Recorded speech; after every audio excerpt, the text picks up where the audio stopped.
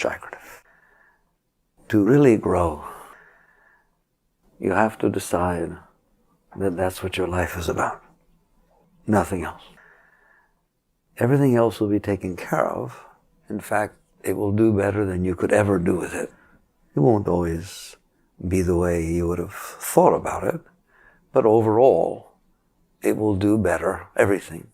Your financial life, your family life, your personal life will end up overall higher, purer, cleaner, more balanced if what you're doing is living for growth, living for liberation, living for freedom.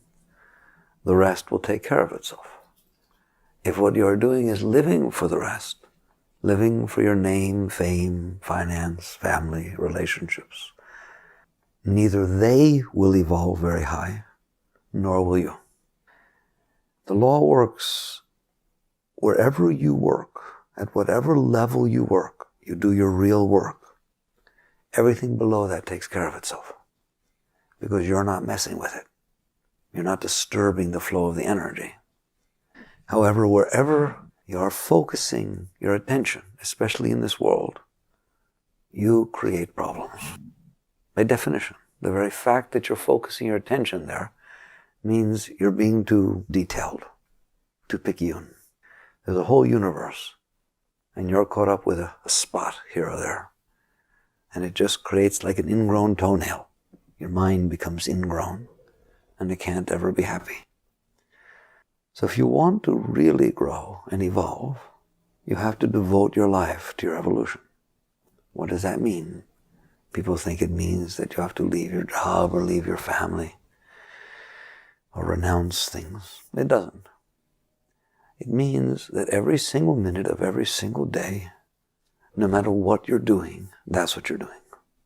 You're going to the same place everyone else does. You're married or you're not married. You have children or you don't have children. You're working your finance at whatever level they are presented to you. You're doing what's put in front of you and being where you're put with the same passion, the same commitment, the same focus, maybe even deeper than people who really care about it do. The difference is what you care about, and all that you care about is freeing yourself from yourself. The only thing binding you is you. There is nothing else. It's not your life. It's not the people around you. It's your relationship with your life and with the people around you. You can't change the outside.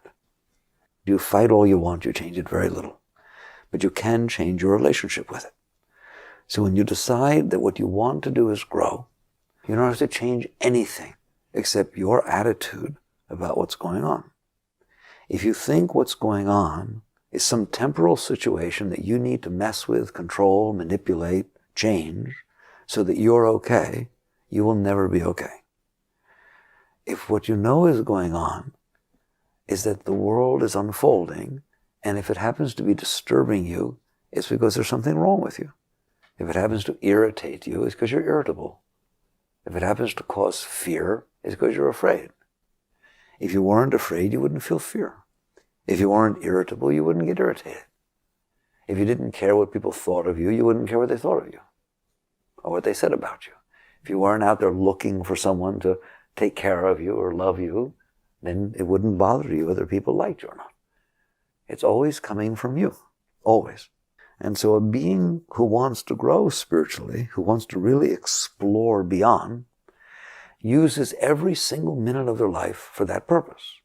No matter where you find yourself, it is either attracting you, repulsing you, or you're not even paying attention to it. You're looking right past it to something that does attract you or repulse you. If you were sitting here looking from here across the field, and there was something out there that was attractive to you or scared you, look at all the stuff you're missing in between. The carpet and the thing and the color of the glass and all the way through. It's almost as if you will look right past everything that's neutral to you until you see something that is either attracting you or repulsing you, that is either making you feel good or making you feel bad. It's almost as if you look for them. So that's what life is going to be like. It is either attracting you and causing those issues, it is disturbing you and causing those issues, or you don't notice it. Well, you notice it, but you don't notice it. Not in that way. You look right past it until something actually stops you. Eventually it will. Don't worry about it. You can't even take 3 steps until something's either bothering you through attraction or bothering you through disturbance. But I want you to focus on that. How it is that so many objects can be neutral. You walk past desks and chairs and rain and millions and billions of things, and they don't cause attraction or repulsion. During those moments, you are centered. They are within themselves. There is a reality to that relationship. Here you are being aware of what is. There's nothing to do about it. It's not affecting your inner state. Therefore, you don't feel the need to mess with it. The chair is welcome to stay where it is. The person is welcome to say what they say. Rain is welcome to come when it comes, goes when it goes. Wind blows when it doesn't, it doesn't. If that's what's happening, and it's not creating a change in you, either for or against, you are really in a very balanced state about that. The problem is it doesn't last very long, because something is going to happen that either attracts you or disturbs you. Both are disturbances. When that happens, your natural tendency is to say, I was okay until this happened, so either I need to push away what disturbs me, or I need to get and keep and cling to that which attracts me, and therefore I won't be disturbed anymore. I can get on with my business. The trouble is there are so many things that disturb you or attract you that you'll never get on with your business. You'll get on with their business. You go from one thing, this disturbs me, you finally fix it, takes 2 years, and then all of a sudden this changes or that changes, and you're constantly working on something. And the something you're working on is not you. We're talking about to grow spiritually, you have to work on yourself. How can you work on yourself? You're busy working on your problems and your solutions. You're busy working on keeping that which you think makes you happy and getting away from and pushing away that which you think disturbs you. That's what you're working on. And it's a full-time job. So you have no time to work on yourself. That is what yoga is about. Yoga is about turning the whole thing upside down and sitting here saying, the only time I have is to work on myself. And only by working on myself can I solve these apparent problems that I have. I can't solve the problems by messing with those things outside. It's a very evolved being who understands that. You cannot solve problems by working with things outside. Why? In the same way that things that are neutral to you, you don't feel you need to solve, they take care of themselves. Leaves fall and wind blow and there's just billions and trillions of things go on that don't have any effect on you. Then they solve themselves because they weren't problems. What you want is for everything to get to that state. You want a state where you're at peace with every single thing in the universe. You can't be busy trying to make things the way you need them so that you're okay. Or you will be very, very busy all the time. So the only way you can do this is to work on yourself such that all things in life have this peacefulness, have this neutrality to them, that they are all life passing by you. It's one and the same thing. There's no difference between any of it. All of it's the same, and they come and they go, and you're at peace with all of them. You have no preferences, desires, fears, hopes, dreams, concepts, views, philosophies, nothing. You're just there, and life is there, and you're at peace with it, and it is at peace with you, and it's just fun. It's just fun to be there, and to wake up in the morning, and then these events take place, and then you go to bed at night, and then you wake up again. And that's all.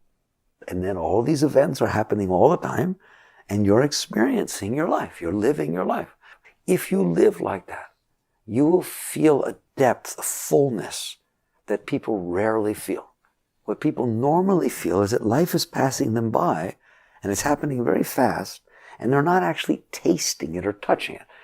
And they want to go do things or change things in order to make it so they feel a deeper experience of life. The yogi comes to realize is that all of life is beautiful. All of life is fulfilling, every single moment of it. And if it isn't, it's because something's wrong inside of you. And if you want to fix that, you have to fix what's wrong inside of you, not what's wrong with life, because there's nothing wrong with life. And not what's right with life, because there's nothing right with life.